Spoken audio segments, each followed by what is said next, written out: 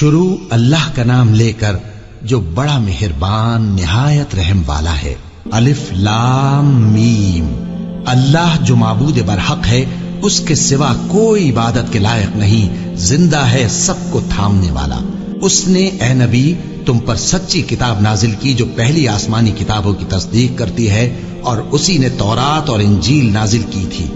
یہ دو کتابیں اس نے پہلے نازل کی تھیں لوگوں کی ہدایت کے لیے، اور پھر قرآن جو حق اور باطل کو الگ الگ کر دینے والا ہے نازل کیا۔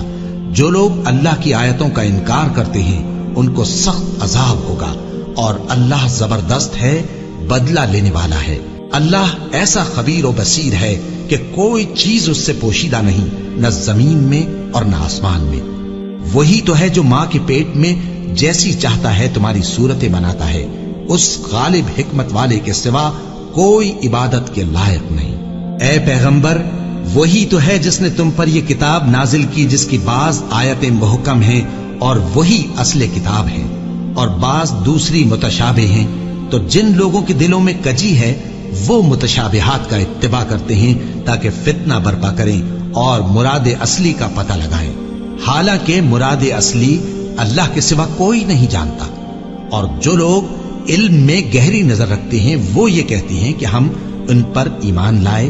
یہ سب آیات ہمارے پروردگار کی طرف سے ہیں، اور نصیحت تو عقل مند ہی قبول کرتے ہیں۔ اے پروردگار، جب تو نے ہمیں ہدایت بخشی ہے تو اس کے بعد ہمارے دلوں میں کجی نہ پیدا کر دیجو، اور ہمیں اپنے ہاتھ سے رحمت عطا فرما، تو بڑا عطا فرمانے والا ہے۔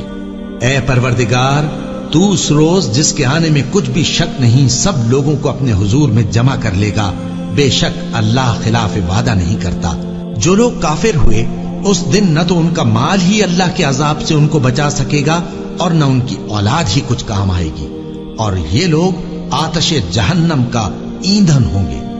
ان کا حال بھی فرعونیوں اور ان سے پہلے لوگوں کا سا ہوگا جنہوں نے ہماری آیتوں کی تکذیب کی تھی، تو اللہ نے ان کو ان کے گناہوں کے سبب عذاب میں پکڑ لیا تھا، اور اللہ سخت عذاب کرنے والا ہے۔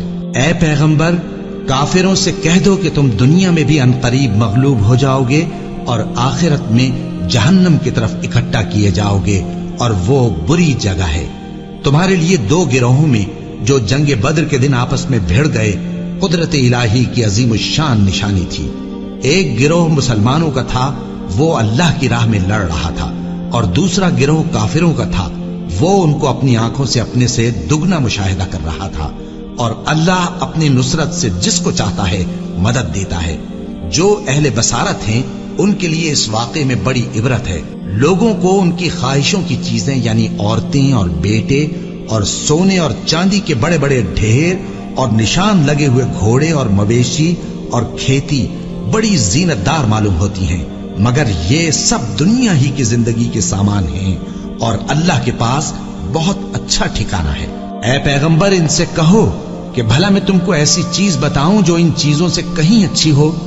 سنو، جو لوگ پرہیزگار ہیں ان کے لیے اللہ کے ہاں باغات بہشت ہیں جن کے نیچے نہریں بہ رہی ہیں، ان میں وہ ہمیشہ رہیں گے، اور پاکیزہ بیویاں ہیں، اور سب سے بڑھ کر اللہ کی خوشنودی۔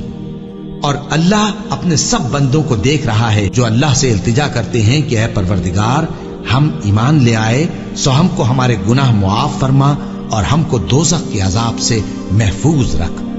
یہ وہ لوگ ہیں جو مشکلات میں صبر کرتے اور سچ بولتے اور عبادت میں لگے رہتے اور نیکی میں خرچ کرتے اور اوقات سحر میں گناہوں کی معافی مانگا کرتے ہیں۔ اللہ تو اس بات کی گواہی دیتا ہے کہ اس کے سوا کوئی معبود نہیں، اس حال میں کہ وہ انصاف کا حاکم ہے، اور فرشتے اور علم والے بھی گواہی دیتے ہیں کہ اس غالب حکمت والے کے سوا کوئی لائق عبادت نہیں۔